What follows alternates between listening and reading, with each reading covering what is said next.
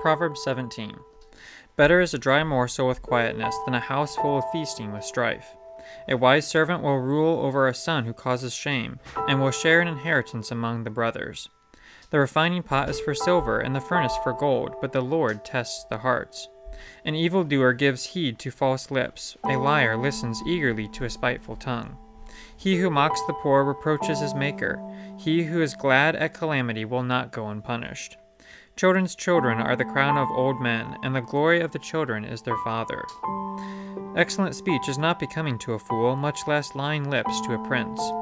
A present is a precious stone in the eye of its possessor. Wherever he turns, he prospers. He who covers a transgression seeks love, but he who repeats a matter separates friends.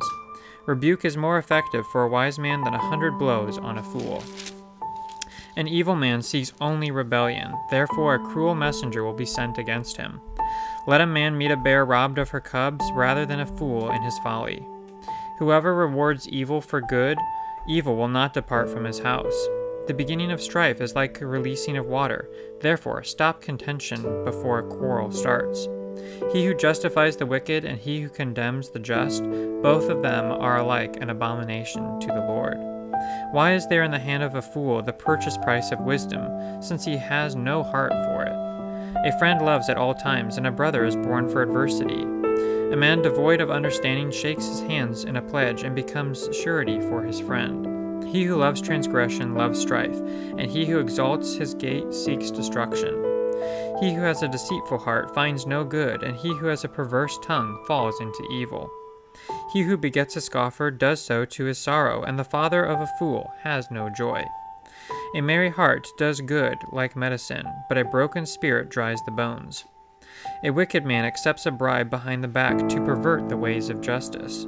Wisdom is in the sight of him who has understanding, but the eyes of the fool are on the ends of the earth. A foolish son is grief to his father, and bitterness to her who bore him. Also to punish the righteous is not good, nor to strike princes for their uprightness. He who has knowledge spares his words, and a man of understanding is of a calm spirit. Even a fool is counted wise when he holds his peace. When he shuts his lips, he is considered perceptive. Back in verse 9, we see that he who covers a transgression seeks love, but he who repeats a matter separates friends.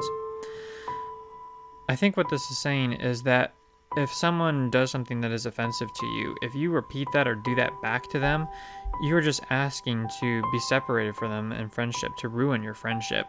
But if you truly love them, then you will allow grace to cover that and to forgive that transgression. So be watchful when someone does something offensive to you. Don't just repeat it back to them, but let love cover that transgression. Just as you were forgiven much, you can forgive a little.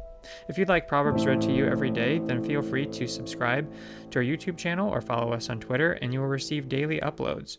Also, be sure to add a comment of what stood out to you most in this chapter. Thanks so much for watching.